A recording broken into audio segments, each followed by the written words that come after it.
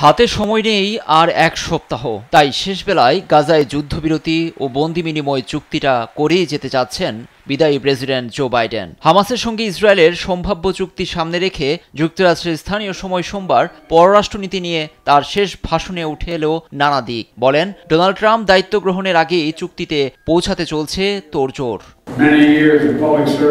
চুক্তিতে পৌঁছাতে কয়েক মাস ধরেই ইসরায়েল হামাসের আলোচনা চলছে, যা আমি আগেও বিস্তারিত তুলে ধরেছিলাম। প্রস্তাবিত চুক্তিটি অবশেষে আলোর মুখ দেখছে।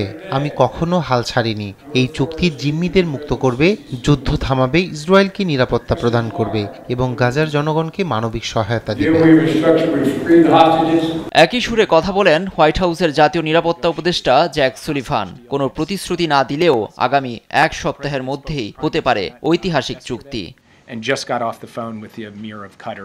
সম্ভাব্য চুক্তি নিয়ে কাতারের দোহায় ইসরায়েলের গোয়েন্দা সংস্থা মোসাদ প্রধানসহ হামাসের প্রতিনিধিরা আলোচনা চালাচ্ছেন। আলোচনায় সম্পৃক্ততা আছে ফিলিস্তিনের এক সূত্র বিবিসিকে জানায়, চুক্তিটি প্রায় চূড়ান্তের পথে।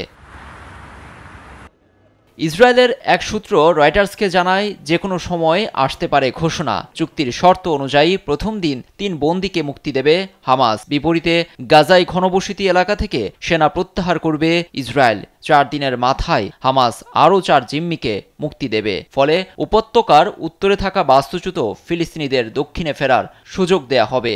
তবে শুধু উপকূলের পথ ধরে পায়ে হেঁটে যেতে পারবে সেখানে তারা।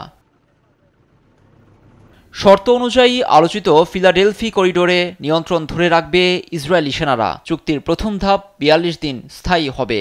এ সময় পূর্ব ও উত্তর সীমান্তে 800 মিটার নিরপেক্ষ অঞ্চল হিসেবে বজায় থাকবে। ইসরায়েল 1000 ফিলিস্তিনি বন্দীকে মুক্তি দেবে। যুদ্ধবিরতির 16তম দিনে চুক্তির দ্বিতীয় ও তৃতীয় ধাপ নিয়ে শুরু হবে আলোচনা। লুৎফর কবির, নিউজ ডেস্ক, দেশ টিভি।